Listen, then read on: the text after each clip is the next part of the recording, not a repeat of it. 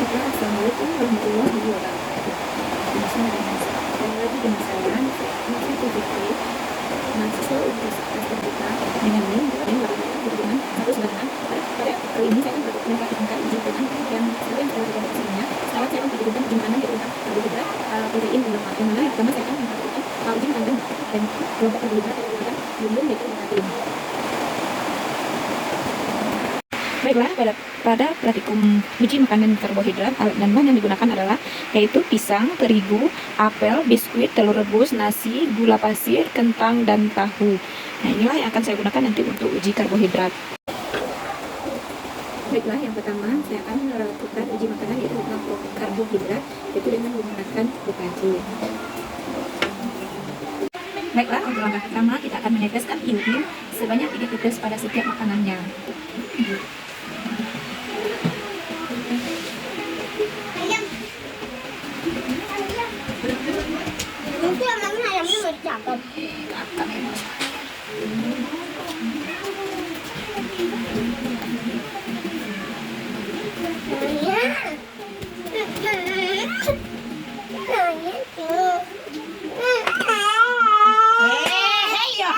Setelah ditetesi iodin, mari kita lihat perubahannya. Pada tahu tidak terjadi perubahan, pada kentang terjadi perubahan, pada gula pasir tidak terjadi perubahan, pada nasi terjadi perubahan, pada apel tidak terjadi perubahan, pada pisang tidak terjadi perubahan, pada terigu terjadi perubahan, pada biskuit terjadi perubahan, dan pada pada telur rebus tidak terjadi perubahan. Itulah uji makanan jenis karbohidrat yang telah saya lakukan. Tadi ada kesalahan sedikit, ternyata pada pisang itu terjadi perubahan.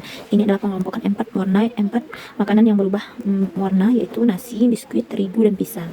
Baiklah, ini 5 macam makanan yang tidak berubah warna, yaitu apel, telur rebus, gula pasir, kentang, dan tahu. Baiklah, uji lemak pada bahan makanan. Bahan yang saya gunakan adalah bayam, kemiri, wortel, santan, jagung, air putih, susu, pepaya, dan minyak goreng. Dan saya menggunakan kertas dan 1 senter. Saya menggunakan senter HP karena nggak punya senter yang agak besar.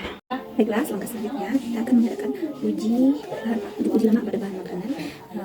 Langkah selanjutnya kita akan meneteskan atau mengoleskan kertas ini pada bahan makanan yang ada ini. Lalu kan kita diamkan selama 10 menit, lalu kita akan sampai menggunakan senter. Jadi kita oleskan dulu terlebih dahulu ke kertasnya.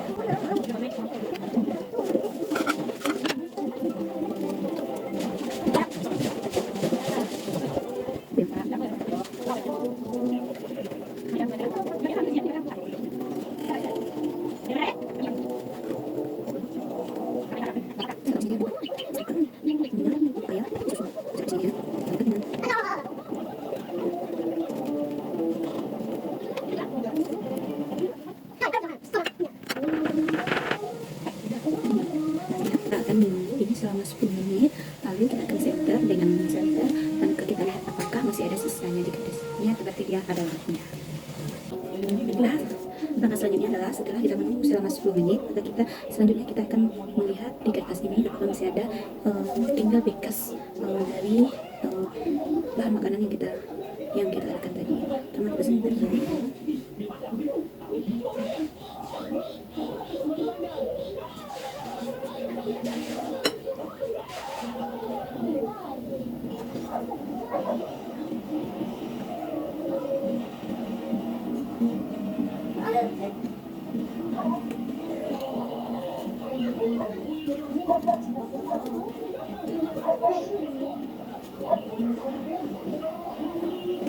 Baiklah, setelah kita senter, maka kita dapatkan yaitu yang meninggalkan bekas adalah santan, minyak goreng, susu ada sedikit bekas, dan kemiri.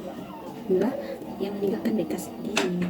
Selanjutnya kita menggunakan air, bayam, pepaya, wortel, dan jagung. Inilah yang meninggalkan bekas dan yang meninggalkan bekas.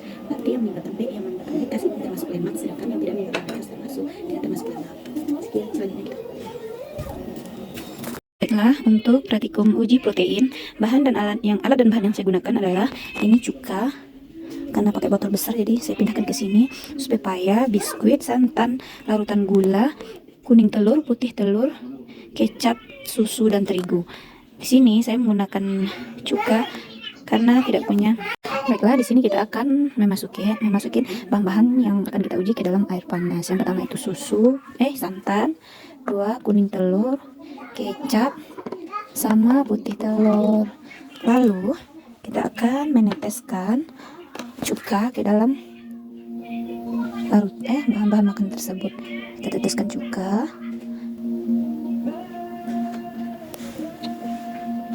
Nanti setelah kita teteskan, kita akan melihat perubahan warna yang terjadi pada bahan makanan berikut. Kita tunggu beberapa saat. Setelah kita uji beberapa saat, kita lihat putih telur tidak terjadi perubahan, kuning telur tidak terjadi perubahan, pada santan juga tidak terjadi perubahan, pada kecap terjadi perubahan walaupun hanya sedikit, warnanya berubah, koagulasinya cuma sedikit.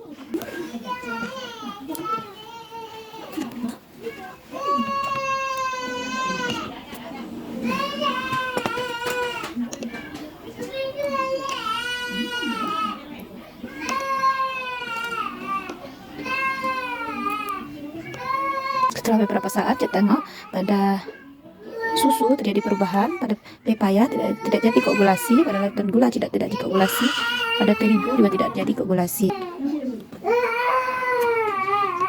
Selanjutnya ini biskuit.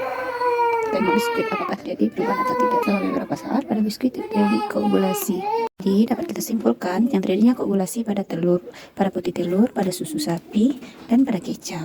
Itulah yang terjadi koagulasi.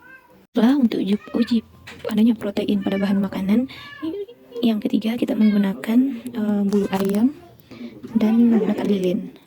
Bahan yang digunakan adalah lilin, putih telur, tempe, buncis dan bayam, biskuit, ikan tuna, dan kuning telur.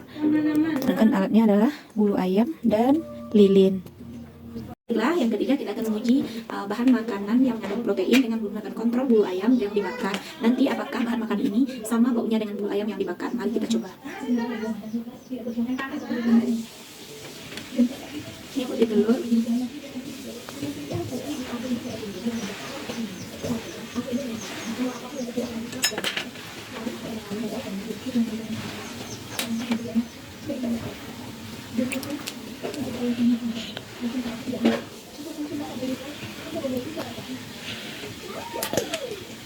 Tempe,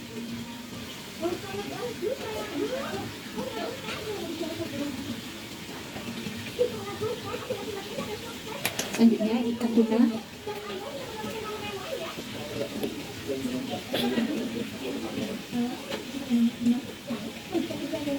selanjutnya bayam,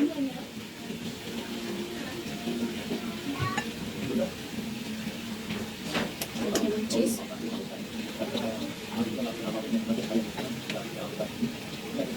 yang terakhir biskuit.